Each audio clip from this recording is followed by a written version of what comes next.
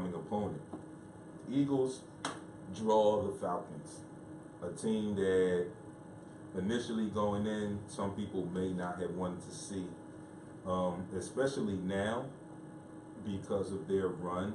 In their last 9 games, they are 7-2 in their last 9 games, and they are playing very well right now. There were questions about their defense, but it seems that within the last 2-3 games, including Saturday's playoff wildcard game, that the defense is apparently attempting to make the effort and step their game up, step their play up to continue on a nice little run in the playoffs.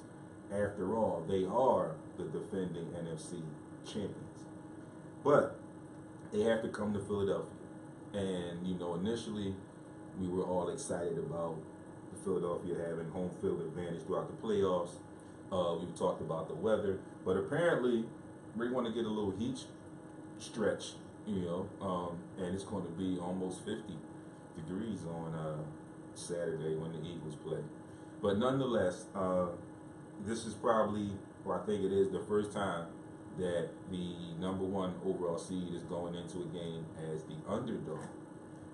I like the Eagles' chances as an underdog because it gives them a little bit more fire, I think.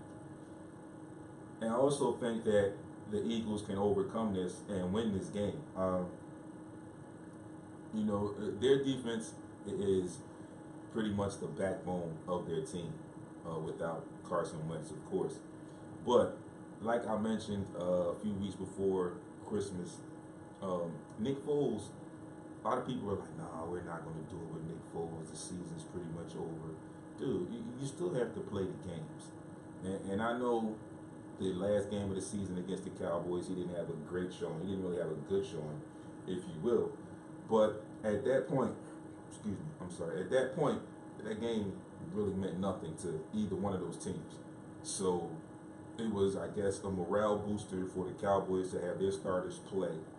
And the Eagles rested what they thought would be key players that they would need going into the playoffs. And I've been following, I've been hearing reports and watching the news and paying attention. And I've heard reports that the Eagles went to the coaching staff, Doug Peterson and his staff, and let them know, these are the players I'm referring to, and let them know that they wanted to practice in pads. Doug was going to kind of take it easy and get it done. But these guys, because they had the week off, they wanted to practice in pads. I commend them for that.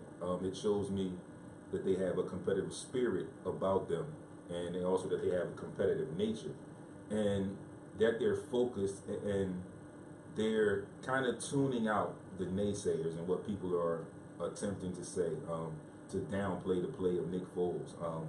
Nick Foles was here before, and he got this team to a playoff, played in the playoff game. I mean, they didn't win the playoff game, but without him, they didn't get there. They wouldn't get there, and they got there. And people have to understand, again, like we always say here on the show, take your fan hat off for a little bit and think football if you have any knowledge of the sport. It's now up to the coaching staff to bring him along. And what I mean when I say that is that the coaching staff has to make him comfortable. So they have to tweak their playbook. And a lot of people don't like to tweak their playbooks. They don't like to change plays. But you have to, as a coach, you have to adjust your plays, your methodology to the personnel that you have, or it's going to be chaos and things won't work. So, again, I'm still growing on Doug. I think that he is going to do his due diligence, and has done his due diligence, and worked and watched film, and has figured out how this team can move the ball against this Atlanta defense, and how the defense, I'm sure Jim Schwartz is all over the defense, and how that they can pose to contain Julio Jones, Mohamed Sanu, because these guys got some speed, and Julio is a big, physical, aggressive, strong receiver. So the Eagles D is going to be in for a challenge that I think that they can win. And moving along, just to give you scores and to continue on and give you the setup for this weekend, this coming weekend's playoff before I take my next break.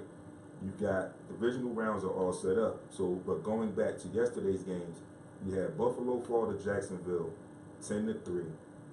Carolina falls to New Orleans, 31-26. So now your second round, your divisional round is set. Atlanta comes to Philly.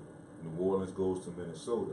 Tennessee will travel to New England, and Jacksonville will go once again to Pittsburgh.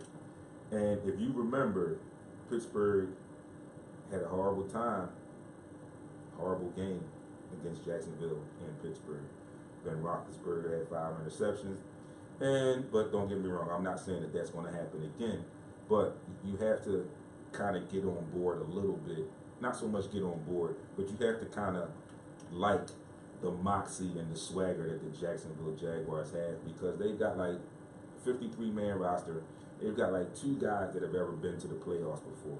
So you got these young guys that don't know, so to speak. It's a playoff game. We won, and now they're looking at going in Pittsburgh. We beat them up there, beat them handily. So there's no doubt in their mind that they can go and beat them again. But as we all know, beating a team for the 3rd time is extremely, extremely difficult. When I come back from my break, I want to touch on something that was put in my morning updates, and it's in reference to the Jacksonville Buffalo games.